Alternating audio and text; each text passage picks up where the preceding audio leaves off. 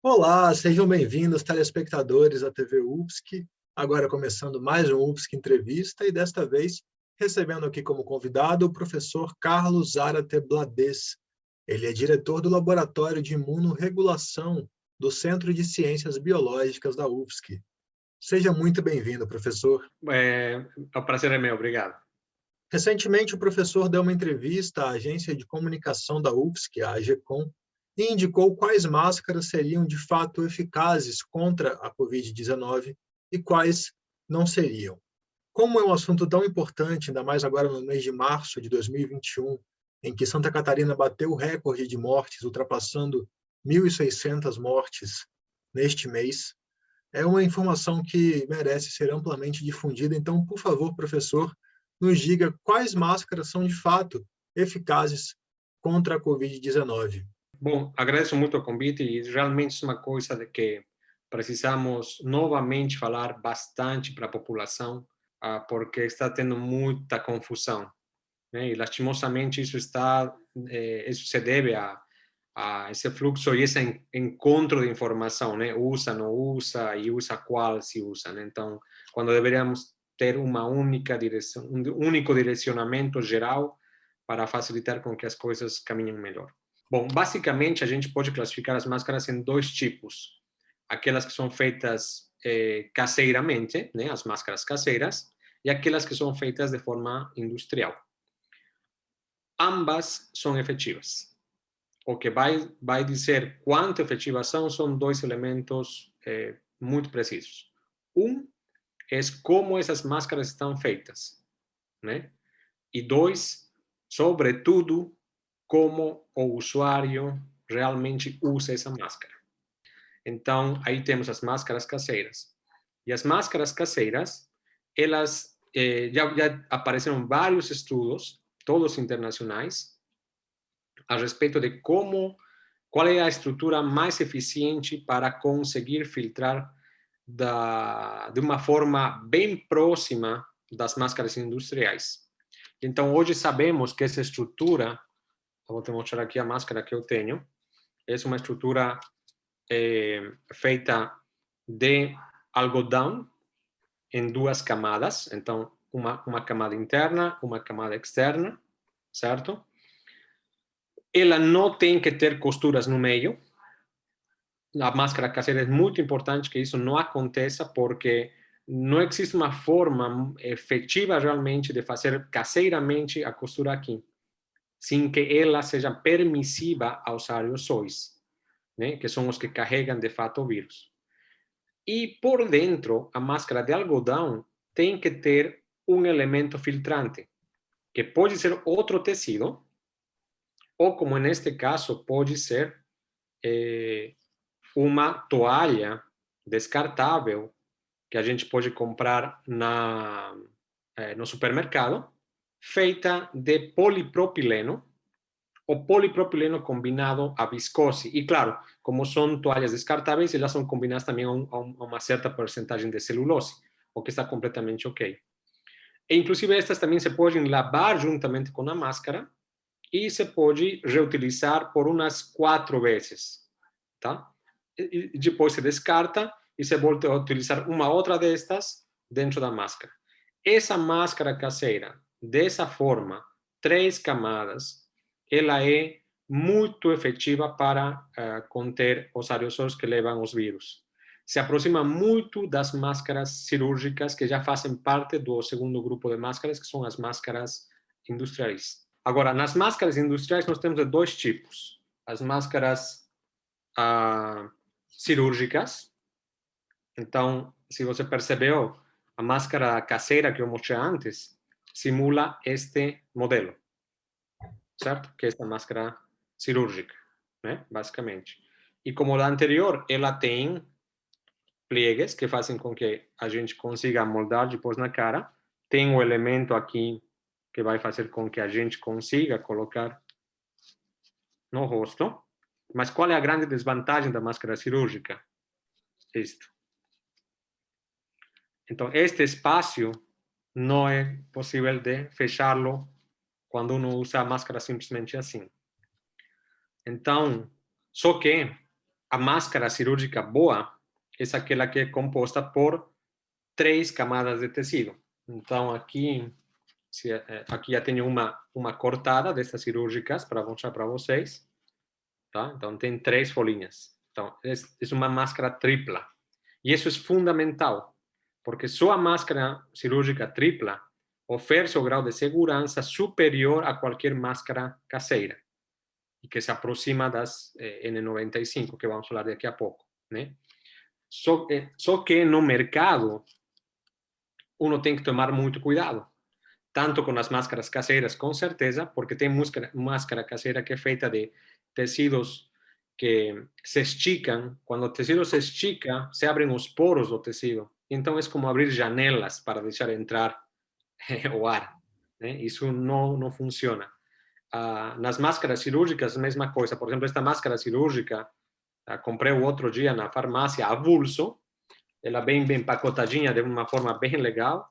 Só que quando cheguei em casa, percebi que era uma máscara cirúrgica que apenas tem uma folha de tecido. Então, aqui está cortada.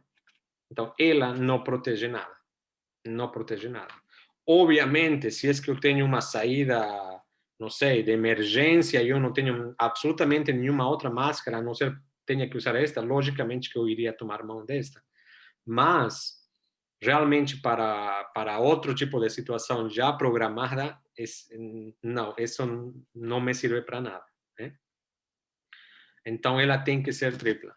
Aí, a Organização Mundial da Saúde, melhor, o Centro de Controle de Doenças dos Estados Unidos, o CDC, ideou 2 formas de melhorarmos a vedação da máscara cirúrgica, né? Porque estávamos falando deste problema aqui, né? Então, a gente tem 2 formas. Uma forma é fazer uma orelha cruzada, digamos assim, né? Aqui e aqui. Então, a gente faria, vamos tentar fazer isso aqui, de um lado e do outro lado, para eu conseguir diminuir o espaço aqui. Então, aqui depois fecho como conseguir. Né? Então, Mas aí ainda fica um pouco, né? ainda fica um pouco. E nesse caso de ter essa vazão aqui lateral, o quanto isso aumenta o risco? Quanto isso diminui a proteção, na verdade? Muito, muito. Tem estudos que mostram que, nesse caso, se é que a gente não unicamente mede a filtração, mas também a absorção de ar ao redor da máscara, a máscara cirúrgica cai para uma das piores máscaras em geral. Entendi. Então, É porque eu pergunto porque, de certa forma, eu imagino que talvez seja mais difícil o ar entrar por aqui ou não. Ele então, entra com facilidade. se uno, não sei se te lembras, mas quando colocas a máscara e te obrigas a respirar, né, esse é o teste mais importante que a gente tem que fazer quando viste uma máscara cirúrgica, ou uma máscara caseira, por exemplo. Né? Então, vou fazer isso mesmo aqui.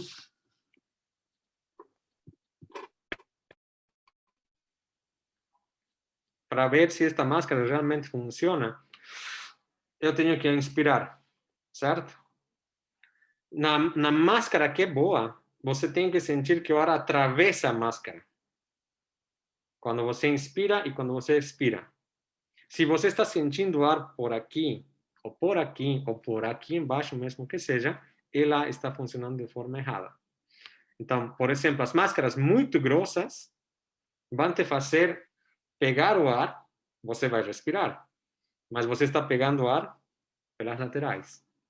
E aí não tem filtração nenhuma. Em outras Então, palavras, quase que zero de proteção. então máscaras muito grossas de pano, melhor não usar. Não, de fato não. Essas são perigosas. Então a pessoa tem que fazer o teste de inspiração, expiração e sentir que passa através da máscara. Né? Isso é muito importante, né? Porque aí você tem a vedação lateral e então a máscara está fazendo o que deve fazer, que é filtrar. Filtrar. E aí que pecam as máscaras cirúrgicas. Né? Porque quando uno dependendo também do formato da cara, né? Que no meu caso, por exemplo, ela não fecha bem aqui, né? Então, mesmo que ela filtre muito bem, eu ainda estou absorvendo ar por aqui. E nesse caso, ela não vai me proteger adequadamente. Por isso é que, por exemplo, eu, durante toda a pandemia, não usei máscara cirúrgica, usei máscara caseira. Mas aí vieram as novas recomendações do CDC, né? Então, isto pode ajudar algumas pessoas. A outra coisa que eles viram e que talvez tenhamos a desvantagem aqui no Brasil, justamente pela temperatura, é que a gente também poderia usar duas. Se a máscara caseira não é tão boa, né? Então a cirúrgica faz a função de filtração em que ela é muito boa, certo? Então supre essa carência da máscara caseira, porque a cirúrgica é muito boa de filtração. E a caseira, se ela é boa de vedação, ajuda a cirúrgica com este problema das laterais que estávamos vendo anteriormente. E então, aí vem a outra forma, ou a terceira forma que podemos melhorar nossa máscara cirúrgica, que seria, então nós temos esta máscara aqui, certo? Uma máscara cirúrgica. E em vez de fazer isto aqui simplesmente, então o que vamos fazer é pegar pela borda, dobrar essa máscara ao meio. Então pegar o elástico de um lado e fazer um nó. Tá? Dessa forma. E levar o nó até a borda da máscara. E o mesmo do outro lado. Então, dessa forma, vai ficar assim, ó. De um lado e do outro lado. E o que se obtém com isso é este formato. Né? Que aí lembra a máscara que vamos falar depois, que é essa tal N95 ou PFF2. Certo? Que são as melhores.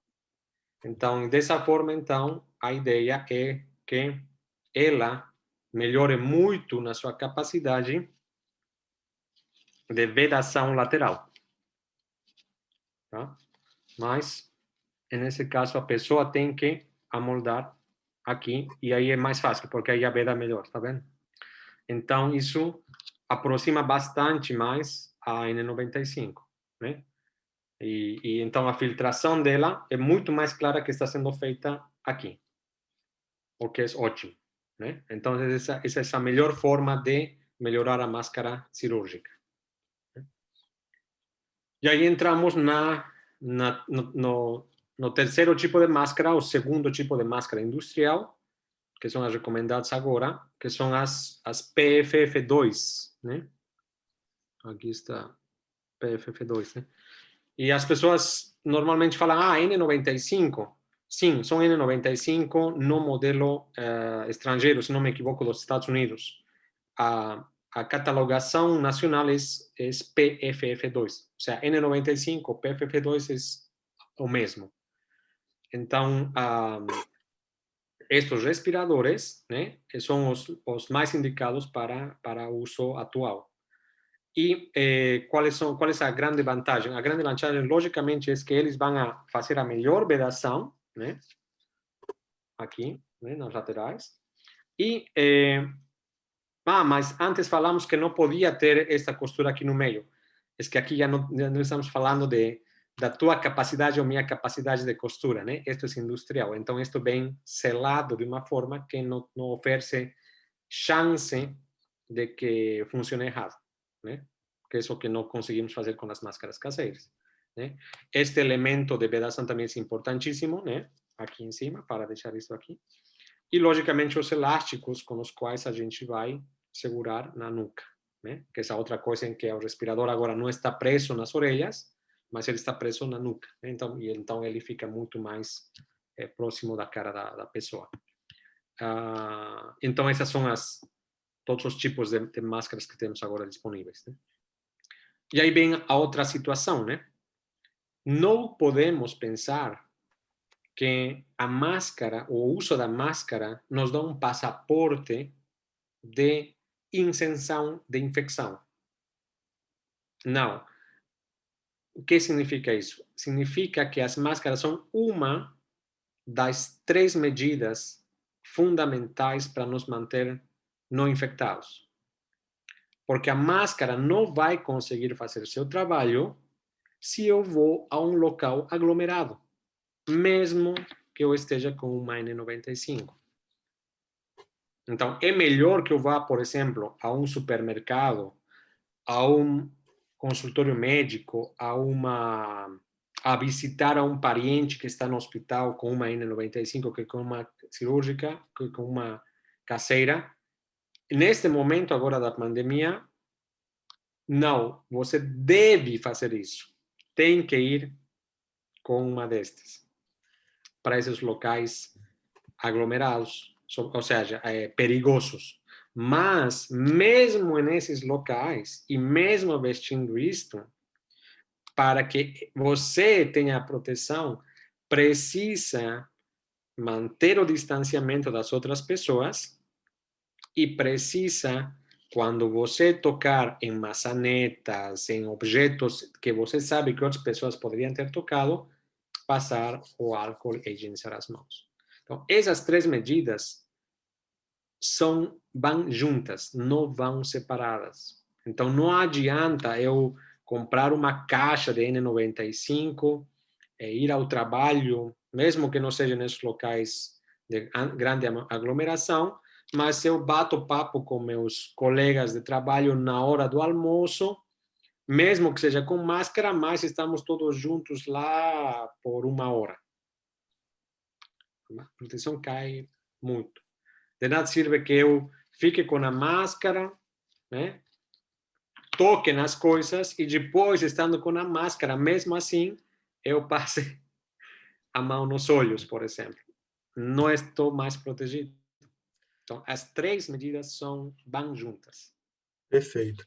Então, no caso, o trabalhador que precisa pegar um transporte público para chegar ao trabalho, o recomendado é que todos ali dentro do ônibus estejam com máscaras de proteção tipo N95 ou PFF2, mas ainda assim há um risco de contaminação. Seria isso? Sim, exatamente. Veja, considerando o momento de pandemia pela que estamos atravessando atualmente, né? Agora em março de 2021, não cabe dúvida de que deveríamos estar em lockdown, né? Isso é o que deveríamos estar fazendo para minimizar, não, para reduzir, não minimizar, para reduzir, porque minimização a gente não vai conseguir.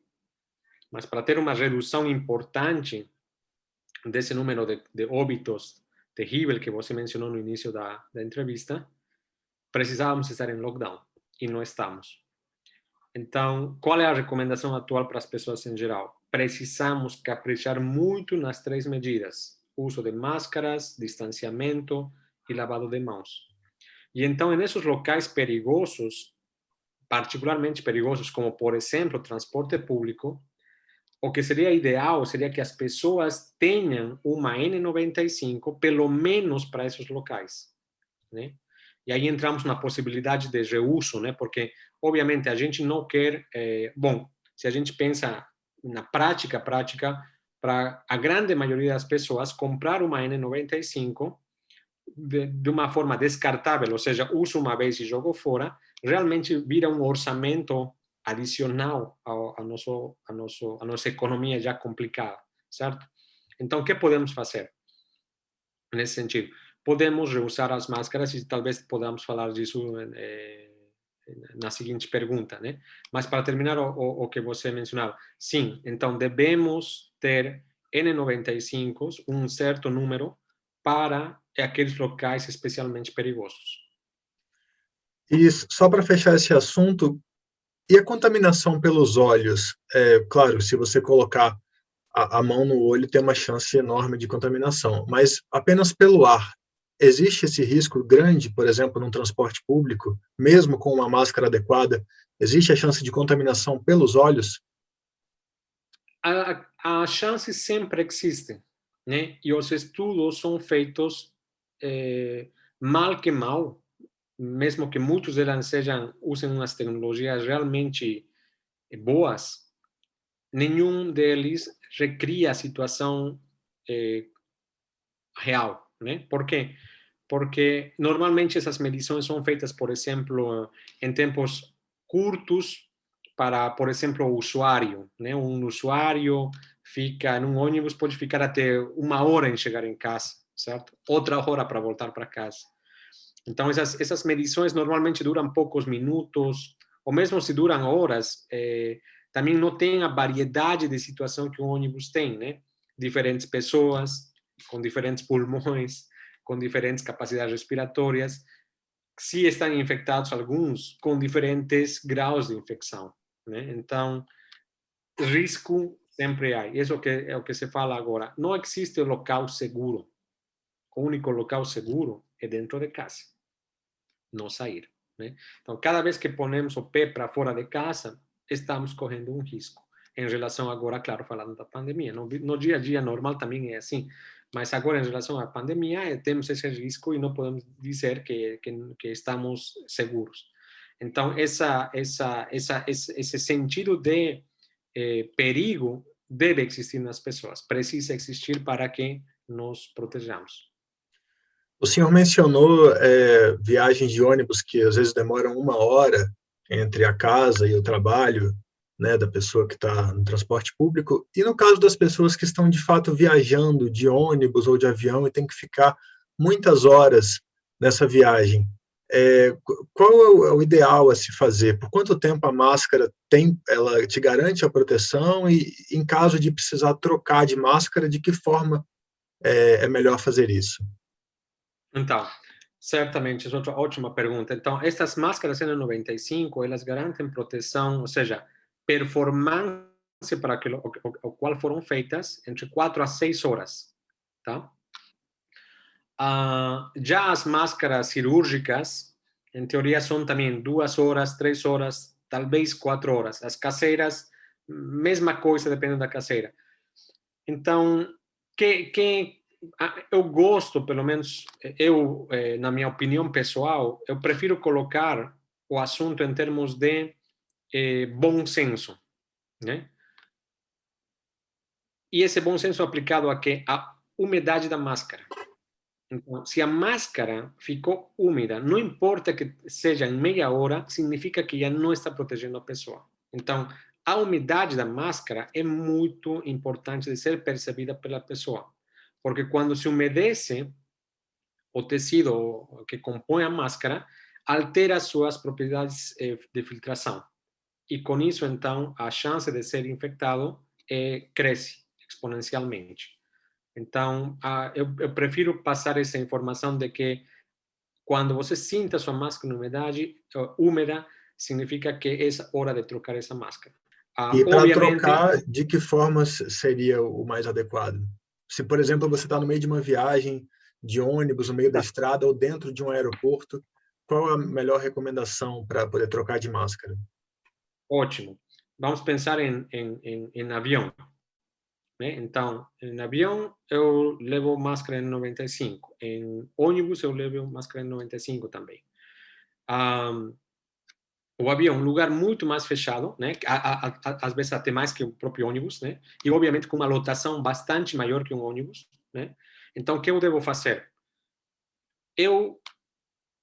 E justamente o do avião, nós temos que chegar com maior antecedência para que com o ônibus, certo? Ao aeroporto. Então, o aeroporto já se converte num lugar perigoso, né? Pelo enorme fluxo de pessoas e vindo dos mais distintos lugares, né? Locais. Até o ônibus é um pouco mais tranquilo nesse sentido, entre aspas, né? Mas fazendo esse paralelo bizarro, né? Mas eu acho que as pessoas me entendem o que eu quero dizer. Então, para chegar no aeroporto, eu vou ter uma destas, certo? Se eu estou em uma viagem comprida, que vai precisar fazer escala e tudo isso, o que eu tenho que me preocupar é de ter mais de uma delas, com certeza. E, especialmente, eu tenho que ter uma delas para que me garanta que eu não vou tirar ela durante todo o voo. Porque durante o voo eu estou naquele lugar fechado, cheio de pessoas das mais distintas origens. Já no terminal aéreo, muito provavelmente eu consiga me isolar de agrupamentos de pessoas, né? Com grande chance, não vai ser sempre, mas com grande chance. Então, aí eu posso decidir trocar a máscara, mas sempre procurando o local mais arejado possível e mais distante possível das pessoas. Agora, dentro do avião mesmo, da cabine do avião, eu vou entrar já com a máscara trocada, de tal forma que estou com uma máscara nova e que me garanta que eu não vou ter esse problema durante o voo, né, de sentir a máscara úmida. Eu reparei que essa máscara que o senhor está usando como exemplo, a N95 azul, ela não tem aquela válvula aqui no canto. O ideal seria com ou sem válvula? Sem válvula. A com válvula, ela vai exigir que você troque o filtro. Muitas delas têm um filtro que dura por um determinado tempo e você, se não o troca, ele já não está funcionando mais. Essa é uma desvantagem. E a outra desvantagem é que, idealmente, quando vestimos a máscara, nós queremos nos proteger, certamente, e proteger o vizinho, né? Só que se ela tem válvula, a proteção do terceiro é comprometida. De que forma podemos reutilizar as máscaras? O ideal seria lavar quando chegar em casa, passar álcool, ou não fazer nada, deixar de quarentena. Qual a melhor maneira para reutilizar as máscaras? Perfeito. Em relação às máscaras caseiras, né, é bem simples. Pense que a máscara caseira é sua camisa mais preferida, sua blusa mais preferida. O que você faz com esse item? Você cuida, certo? E quando cuida, você não vai pôr em lavagem pesada, enxuagues múltiples e todo tipo de sabão. Então, exatamente isso com a máscara. Você vai colocar ela através de molho em uma água com sabão, o mais natural possível. A gente usa aqui em casa o sabão de coco, mas de coco mesmo, porque tem muita coisa que é só fragrância de coco. E a gente usa aquele de coco mesmo, que faz uma espuma fantástica, né? Muita espuma que esse sabão faz. Deixa mergulhada a máscara por meia hora, tirando o elemento filtrante também, né? Deixa mergulhar por meia hora. Acabou a meia hora, a gente vai na pia e deixa escorregar água lá para tirar o sabão, tanto do elemento filtrante quanto da máscara. Acabou isso, dá uma espremida, leva para secar ao sol. Mais que suficiente. Não colocamos na máquina, não fazemos mais enxuagues, etc. E também não passamos ferro. Tem muita gente que gosta de passar ferro. Não acho que realmente ajude especialmente, porque se secou ao sol, isso é o melhor que podemos fazer. Já o ferro vai ajudar a que o tecido fique mais velho, ou seja, velho mais rapidamente. Então, essa seria a conduta com as máscaras caseiras. Com as máscaras descartáveis, obviamente o melhor seria usou uma vez, descartou, pronto, acabou, né? Só que aí temos aí um impacto ambiental terrível e também um impacto econômico individual enorme, né? Então, o que fazer? As máscaras cirúrgicas têm pouca vida mesmo. Elas não vão conseguir ser reutilizadas por muito tempo.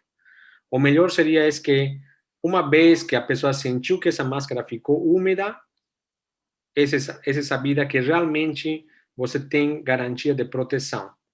Porque mesmo que o tecido seque, né, você deixe secando ao sol, etc., o tecido de qual é feito o TNT é um tecido que não aguenta bem a umidade. E então se compromete muito rapidamente. Essa é a grande desvantagem das máscaras cirúrgicas, né? O bom é que elas são muito mais baratas, né?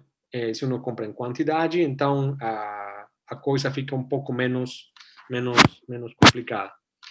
Agora, para as máscaras N95, temos uma ótima notícia, porque temos as que são de grau hospitalar e as que são de grau industrial. Então, as de grau hospitalar normalmente são muito mais caras que as de grau industrial. E qual é a diferença elas em performance? Nenhuma. Sempre e quando sejam celluímetro e sejam PFF2, ambas, é a mesma coisa em termos de performance, tá? Qual é a grande diferença, então? É que as hospitalares, elas são esterilizadas. Então, de fato, na verdade, a gente usa essas máscaras quando precisamos manipular em ambientes hospitalares e de laboratório em que precisamos garantir esterilidade, quando fazemos culturas celulares. Então, aí precisamos usar as máscaras estéreis. Agora, já no dia a dia nosso que estamos saindo de casa, vamos sair de casa para a rua, então o que precisamos são as industriais unicamente. Então, esta de fato não é uma hospitalar, esta é uma industrial. E ela é muitíssimo mais barata, mesmo com as mesmas características que as hospitalares, né? Então, o que eu preciso cuidar é justamente de que ela não fique úmida demais quando eu a uso. Se não aconteceu isso com ela, eu a posso reutilizar. Qual é o melhor? Deixar secar em um ambiente arejado, né? Longe das crianças para que elas não toquem, logicamente, e evitar que fique à intempérie durante a noite, né? Porque senão ela vai umedecer com a umidade da madrugada, né? Muita gente deixa fora e no dia seguinte ela vem com já a máscara mais molhada que o que ela conseguiu molhar de fato. Aí já perdeu a máscara. E que isso que o ideal mesmo seria deixar ela quieta por 3 dias, para garantir mesmo de que esse tempo foi o suficiente para ressecar as gotículas e os aerossóis que foram retidos e que continham o vírus aqui. Porque uma vez que essas gotículas ou esses aerossóis ressecam, o vírus se torna inviável. Ele já não vai conseguir ser mais viável. Bom, e para fechar, as máscaras de tecido antiviral são confiáveis? Em relação às máscaras de tecido antiviral, elas existem, são realmente reais, fazem essa função? Fazem, tá? Existem sim, elas já apareceram no mercado há bastantes anos, fazem essa função antiviral, algumas inclusive são antibacterianas também, mas como em tudo, uno tem que olhar a origem, porque o que tem vendendo uma coisa por outra está terrível, né? E então, o conselho seria que a pessoa, se quer comprar esse tipo de máscara, se certifique a origem, de onde vem, que é uma loja que garante o que está te vendendo, né? Você pode checar isso por outras fontes, façam isso, né? Com certeza. Beleza, muito obrigado, professor, pela sua participação aqui no UFSC Entrevista. Eu que agradeço, é sempre um prazer com vocês, quando necessário, estou mais que disponível. O UFSC Entrevista vai ficando por aqui, e você acompanha a gente também pelo YouTube, no canal TV UFSC, ou pelo Instagram, @TV UFSC. Até a próxima.